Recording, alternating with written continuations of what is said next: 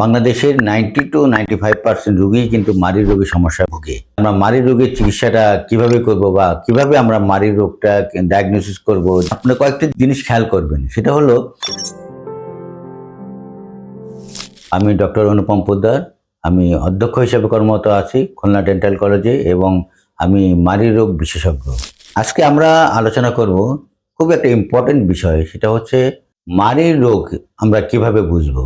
বাংলাদেশের 90 to 95% রোগী কিন্তু মারি রোগের সমস্যায় ভোগে, আর তারা অনেক সময় খেয়াল করে না, এই জন্য রোগের বিস্তার ঘটে থাকে। যে রোগীগুলা আমাদের কাছে আসে তারা আমাদের জিজ্ঞেস করে আমরা মারি রোগের চিকিৎসাটা কিভাবে করব বা কিভাবে আমরা মারি রোগটা ডায়াগনোসিস করব যে এটা মারি রোগ হয়েছে। মারি রোগ ডায়াগনোসিস করা খুবই ইজি।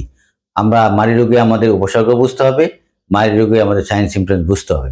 আপনি কয়েকটি জিনিস খেয়াল করবেন, সেটা হলো আপনার দাঁত দিয়ে বা দাঁতের গোড়া দিয়ে কোনো রক্ত পড়ে কিনা। রাত্রেবেলা আমরা যখন ঘুমে যাই, ঘুম থেকে উঠে আমরা দেখি যে আমাদের মুখে যে থুতু থাকে, থুতুতে রক্ত। অনেক সময় দেখা যায় আমাদের যখন ব্রাশ করতে যাই, ব্রাশের সাথে রক্ত আসে।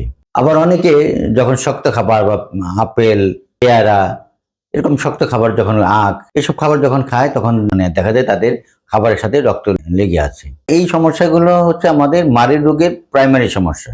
সাথে সাথে যে জিনিসটা শতকরা 90 to 95% রোগীদের হয়ে থাকে, সেটা হলো প্রচন্ড মুখে দুর্গন্ধ। এই মুখে দুর্গন্ধের জন্য মানুষ তার কারোর সাথে কথা বলতে পারে না, কোনো পরিবেশে যেতে পারে না।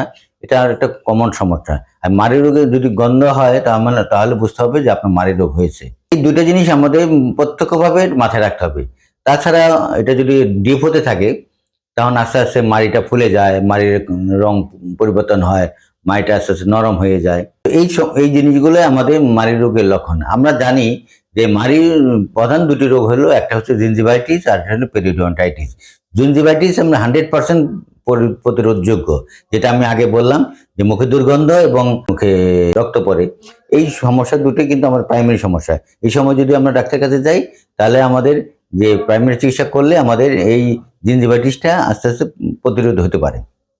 কিন্তু আমরা যদি এই সময় গাফিলতি করি বা আমরা যদি চিকিৎসা করতে না চাই, তাহলে কিন্তু এটা আস্তে আস্তে জটিল হতে থাকে। তখন সেটাকে বলা হয় পেরিওডন্টাইটিস বা পাইউরিয়া বলে থাকি।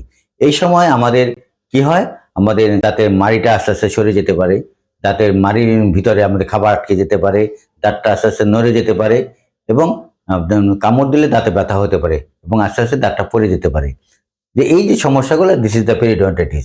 আমরা চাই না যে আমাদের পেরিওডন্টাইটিস হোক, আমরা চাই যে আমাদের জিঞ্জিভাইটিস অবস্থায় আমরা যে রোগটা আমাদের 100% প্রিভেন্টেবল, সেই অবস্থায় আমরা চিকিৎসা করতে পারি।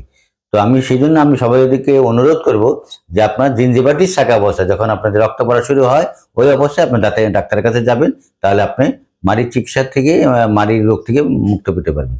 ধন্যবাদ।